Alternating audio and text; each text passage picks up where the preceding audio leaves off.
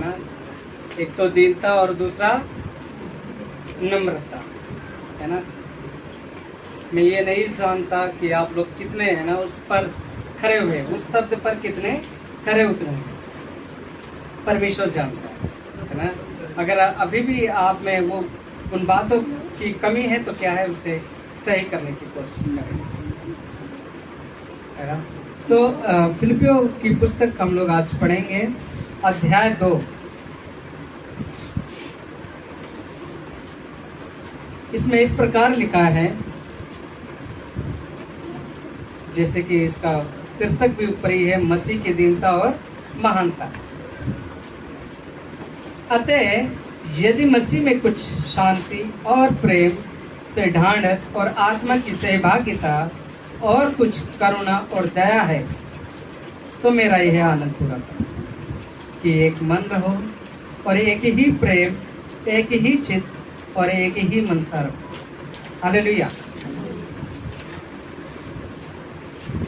पौलुस, है ना, फिलिपियों के बारे में इस पुस्तक को लिख रहा था, इस पत्री को लिख रहा था फिलिपियों की कलीसिया में। वहाँ पर कलीसिया के अंदर उन लोगों में भेदभाव हो रहे थे, मन मुटाव हो रहे थे, है ना, आपस में अनबन हो रही थी। और पौलुस कैद खाने में था, पौलुस कैद खाने में था और वहाँ से इन बातों को सुनता है, तो वो क्या है, उनके लिए पत्र को लिखता है। पौलुस कहता है कि यदि मसीह में कुछ शांति और प्रेम से ढाढ़स और आत्मा की सहभागिता और कुछ करुणा और दया है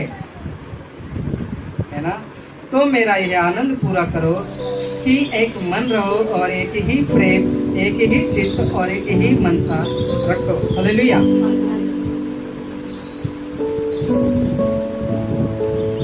पौलुस यहाँ पे कहना चाहता है ना, कलीसिया को, कि यदि आपके अंदर मसीह का, है ना, कुछ शांति मिली है ना, और यदि आपने उसके प्रेम को जाना है ना, अगर मसीह के ढाढ़स को, यानी, है ना, हिम्मत को जाना है और उसकी आत्मा की सहभागिता के बारे में कुछ जाना है, और उसकी करुणा कैसी, उसकी दया कैसी, अगर इन बातों को जाना है, पौलुस कहता है मेरा ये आनंद पूरा करो। हालेलुया। क्या कहता है? मेरा ये आनंद करो कि एक मन रहो, एक ही प्रेम और एक ही चित्त और एक ही मनसा रखो। हालेलुया। पौलुस यहाँ पे कहता है कि तुम एक ही प्रेम, जो परमेश्वर का प्रेम, जो मसीह का प्रेम है, जो हमारे लिए किया, है ना, अपने आप को क्रूस पर दे दिया, उसी प्रेम को जांचते हुए, उसी प्रेम को जानते हुए, है ना, और क्या करना है, एक ही चित्त लगानी है और एक ही मनसा रखनी है, अपनी एक ही सोच रखनी है और अपनी एक ही ख्याल रखना है, चित्त, है ना, मनसा रखना है कि मुझे मसीह में बढ़ना है ना, मसीह के लिए आत्माओं को बचाना है और मसीह के स्वभाव को अपने जीवन में रखना है। हालेलुया। मुझे मसीह में जीना और मसीह में ही मरना अच्छा है। हालेलुया। अब सवाल अगर आप लोगों के लिए ये रखा जाए, कितने लोग सोचते हैं कि मसीह में जीना और मसीह में मरना आप अपने लिए सोचते हैं? मेरे ख्याल से कई लोग तो ऐसे हाथ उठा देंगे, लेकिन दिल के गहराई में तो परमेश्वर चाहता है ना। मसीह के लिए जीना और मरना कोई नहीं चाहता, लेकिन मसीह के, है ना, आशीषों को पाने की बहुत लालसा रखते हैं। परमेश्वर मुझे गाड़ी दे दे, परमेश्वर मुझे घर दे दे, परमेश्वर मुझे मेरे बच्चों को संभाले, है ना परमेश्वर मुझे बहुत धनवान कर दे, अमीर कर दे। लेकिन जहाँ बात आती है कि मसीह के लिए जीना और मरना, वहाँ क्या है, हम कंफ्यूज हो जाते हैं।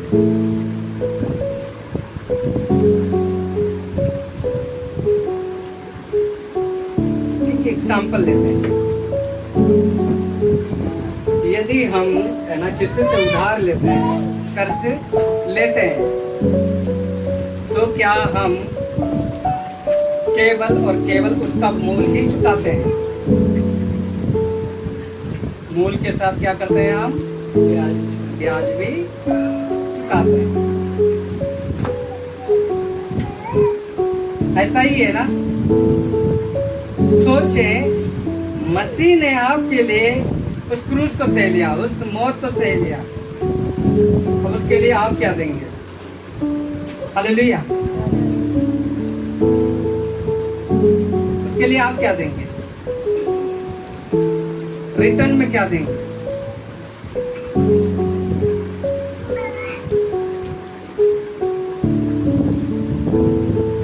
रिटर्न में आप क्या दे रहे हैं? फिर नहीं दे रहे। आप सच में अपने संसारिक जीवन में ज्यादा उलझे हुए जा रहे हैं। कमाना। मैं ये नहीं कहता हूँ कि कमाना बेकार है, खाना बेकार है, बाल बच्चों को पालना बेकार है, घर के लिए, है ना, मेहनत करना बेकार। मैं ये नहीं कहता हूँ। मैं ये कहता हूँ कि उसके लिए अधिक कर रहे हैं और परमेश्वर पिता के लिए कुछ भी नहीं कर रहे। सच है कि नहीं? कब सोचेंगे? पौलुस यहाँ पे कहता है कि अगर आपके अंदर इन बातों की कुछ भी, थोड़ी सी भी रहम है, दया है, शांति है, प्रेम है, मसीह का, है ना, ढांढस है, आत्मा की सहभागिता है, करुणा है, दया है ना, तो मेरा ये आनंद पूरा करो कि एक ही मन रहो, एक ही चित्त रखो और एक ही मनसा रखो। हमें एक दूसरे से प्रेम, चाहे सामने वाला कितना भी बुरा क्यों ना हो, कितना भी गिरा हुआ क्यों ना हो, लेकिन प्रेम रखो। ये सोच कर कि मसीह ने मुझसे प्रेम किया जब मैं पापी था। हालेलुया, है ना। जब मैं कुछ भी नहीं था, जब मैं गिरा हुआ था, जब मैं, है ना, संसार के बंधन में उलझा हुआ था, मसीह ने मेरे पापों को उस क्रूस पे ले लिया। मुझे भी वही बातें करनी है। हालेलुया।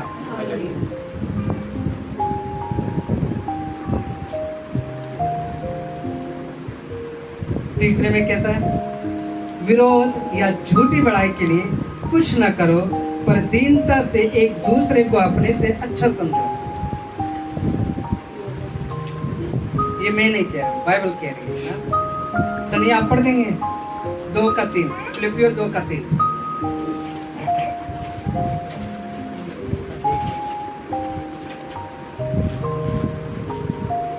ध्यान से सुनना। हम भी सबके सब पहले अपने शरीर की, फिलिपियो 2:3, पढ़ दो, अध्याय 2:3।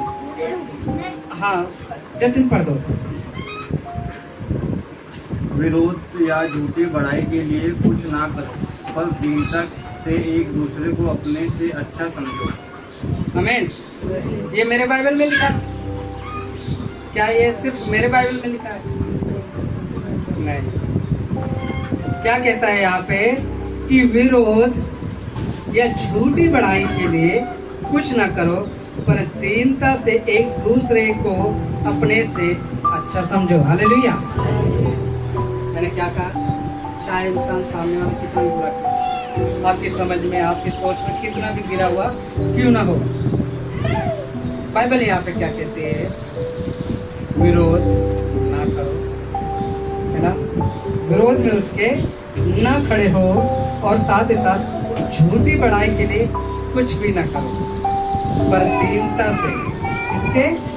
दीनता से एक दूसरे को अपने से अच्छा समझना है। हालेलुया। क्या आप ऐसा करने को तैयार हैं? कौन कौन? दिल के साथ, है ना, परमेश्वर के सामने आपने हाथ उठाया, है ना? प्रभु की आशीष आपके ऊपर। चौथा में कहता है हर एक अपने ही हित के नहीं वरन दूसरों की हित की भी चिंता करे। हालेलुया। हम विश्वासियों को ऐसा होना है कि अपने भलाई के लिए ही नहीं बल्कि सामने वाले की भलाई के बारे में भी सोचनी, चाहे जितना भी गिरा हुआ क्यों ना हो, चाहे जितनी भी कमी क्यों ना हो, हमें अपनी ही नहीं बल्कि क्या है, सामने वाले की भलाई सोचनी है। चाहे जैसा भी कठिन परिस्थिति क्यों ना, चाहे जितना भी बुरा क्यों ना किया हो आपके लिए, पिता के सम्मुख आपको उन बातों को लेना और सोचना है कि कहाँ तक मैं इसकी सहायता कर सकता, अगर जरूरत पड़े मैं कहाँ तक इसकी सहायता कर सकता। हालेलुया। क्या आप ये सब करने के लिए तैयार हैं? फिर 5वें में क्या कहता है, जतिन पढ़ेंगे, ध्यान से सुनना। जैसा मसीह यीशु का स्वभाव था वैसे ही तुम्हारा भी स्वभाव हो। आमीन। मसीह का स्वभाव कैसा? प्रेमी, दयालु था, मन में दीन था, दूसरों की सहायता करता था, दूसरों को चंगा करता था, है ना। लोग उसके ऊपर, है ना, कितना थूकते थे, मारते थे, मारने को दौड़ते थे, क्या वो पलट के मारता था?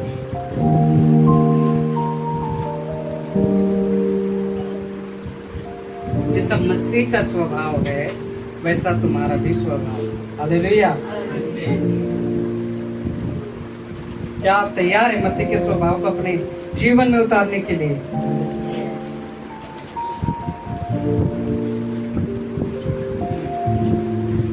क्योंकि मसीह का स्वभाव ऐसा था कि जिसने परमेश्वर के स्वरूप में होकर भी परमेश्वर के तुल्य होने को भी अपने वश में रखने की वस्तु ना समझा। हालेलुया। परमेश्वर का पुत्र होने के बावजूद,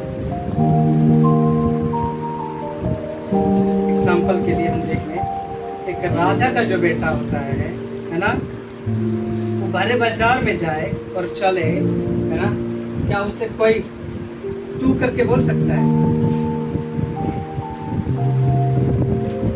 किसी की हिम्मत होगी कि उसे कुछ नुकसान पहुंचा दे? उसके पिता क्या करेंगे? पकड़ के खत्म।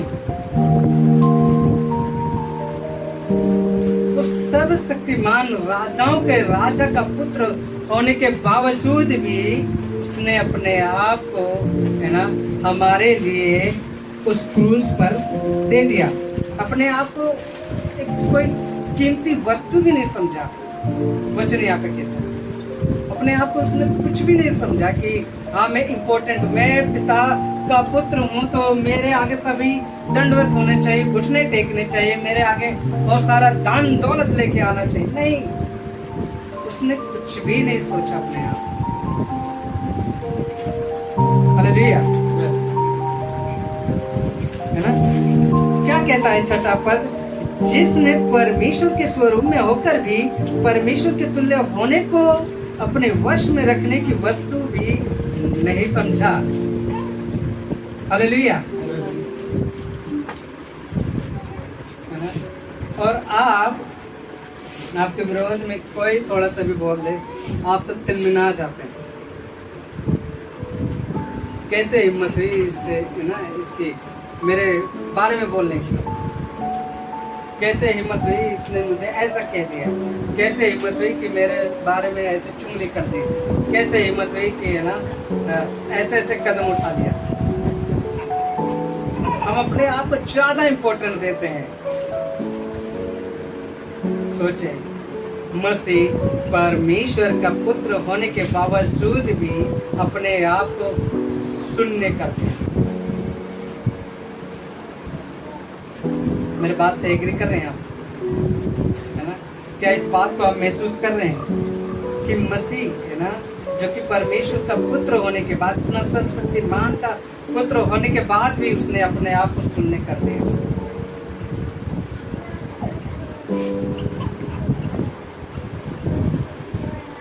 वस्तु अपने आप को है ना, वरन अपने आप को ऐसा शून्य कर दिया और दास का स्वरूप धारण किया और मनुष्य की समानता में हो गया। हालेलुया। उसने अपने आप को जीरो कर दिया, जीरो, है ना। उसने लोगों की सेवा की, अपने चेलों के पैर धोए।